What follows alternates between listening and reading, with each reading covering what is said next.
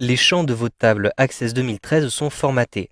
Par exemple, certains champs vont contenir des nombres, d'autres du texte. Si le champ contient des nombres, le format permet de définir le nombre de décimales, la devise si c'est une valeur monétaire, un pourcentage, etc. Vous avez aussi des formats de dates. Donc par exemple, vous le voyez, j'ai ici à l'intérieur de ma table des clients des dates de naissance. Si je souhaite modifier le format utilisé, je clique dans l'entête, ensuite je rejoins ici l'onglet champ et je peux choisir le type de données. Donc ici, en l'occurrence, je peux choisir texte, numérique, date, etc. Je vais choisir date.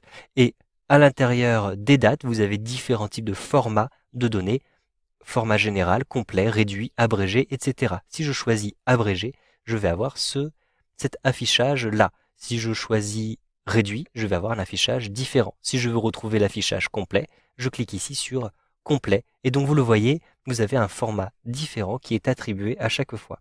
Vous pouvez aussi aller un petit peu plus loin à partir de l'affichage création. Pour rejoindre l'affichage création, simplement vous allez effectuer un clic droit ici dans l'onglet, puis vous allez choisir mode création. Vous pouvez aussi simplement cliquer sur cette petite icône qui se trouve tout en bas à droite de la fenêtre. Maintenant, vous le voyez, vous n'avez plus accès aux données, mais vous avez les différents champs qui apparaissent ici, avec en face à chaque fois le type de données. Vous reconnaissez d'ailleurs pour les dates de naissance, le type de données date. Je clique sur la liste pour retrouver le type de données qui m'intéresse, et ensuite, une fois que j'ai choisi date et heure ici, je vais retrouver le format à l'intérieur des propriétés à cet endroit-ci. Et vous voyez que j'ai ici un affichage date complet. Je clique sur la petite flèche vers le bas pour modifier cet affichage et je vous retrouver exactement le format abrégé, réduit, etc.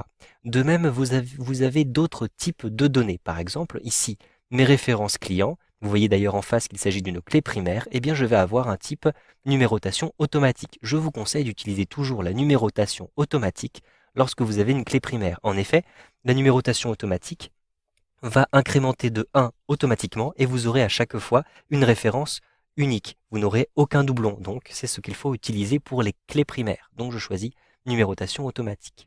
Vous avez ensuite différents types de données pour le texte. Par exemple ici, pour le prénom, j'ai choisi un texte court, mais je peux cliquer sur la liste et choisir par exemple un texte long.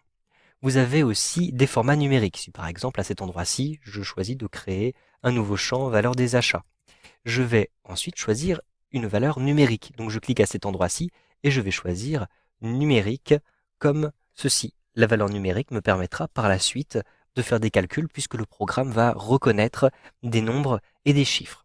S'il s'agit d'achat, en réalité je ne vais pas utiliser un format numérique mais un format monétaire. Je clique ici sur monétaire et immédiatement je vais avoir différents formats qui me sont proposés et je vais par exemple pouvoir choisir le format en euros.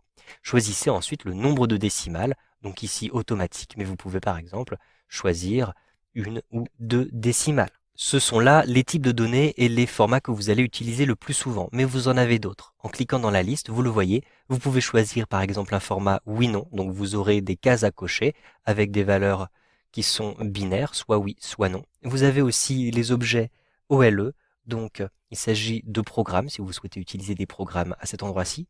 Vous avez la possibilité d'insérer des liens hypertextes, donc ces éléments rentrés seront reconnus comme des liens hypertextes, c'est-à-dire comme des liens vers des sites internet. Vous pouvez aussi indiquer des pièces jointes, c'est-à-dire des fichiers qui se trouvent sur votre ordinateur, et vous pouvez enfin préciser des champs qui sont calculés. Vous avez donc, vous le voyez, tous ces outils qui sont disponibles pour les tables. Cependant, ce sera un petit peu différent pour les requêtes. Donc je vais fermer cette table-ci. Je vais d'abord avec un clic droit choisir de l'enregistrer, puis avec un clic droit, je vais fermer cette table-ci et je vais ouvrir une requête. Donc je double-clique par exemple ici sur ma requête de facture.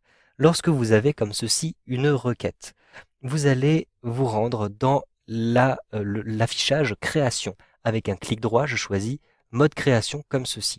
Et maintenant, nous allons avoir besoin du volet des propriétés des champs. Donc par exemple, ici, pour le champ date de commande, je vais effectuer un clic droit et je vais choisir propriété. Je fais donc afficher, vous le voyez, un volet sur la droite. Vous allez ainsi pouvoir modifier le format qui se trouve à cet endroit-ci. Par exemple, à l'intérieur de ma requête, de mes factures, je souhaite avoir un affichage abrégé pour les dates. Donc je choisis abrégé pour les dates. Et ensuite, je ferme ici ce volet.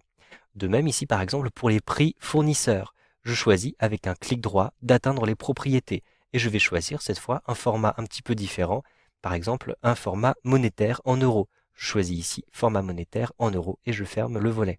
Je peux retrouver par la suite, par exemple j'ai ici sur la droite la TVA. Je sélectionne la TVA, avec un clic droit je choisis les propriétés et je vérifie bien que le format adopté ici est bien un format de pourcentage. Je sélectionne pourcentage et je peux fermer le volet. Si maintenant je me rends dans l'affichage feuille de données pour cette requête, je vais simplement effectuer un clic droit ici pour basculer en mode feuille de données. Vous le voyez que j'ai maintenant un affichage abrégé ici pour les dates. Je vais avoir des euros pour les prix et je vais avoir des pourcentages pour la TVA. Vous savez donc maintenant comment formater les champs d'une table ou d'une requête avec Access 2013.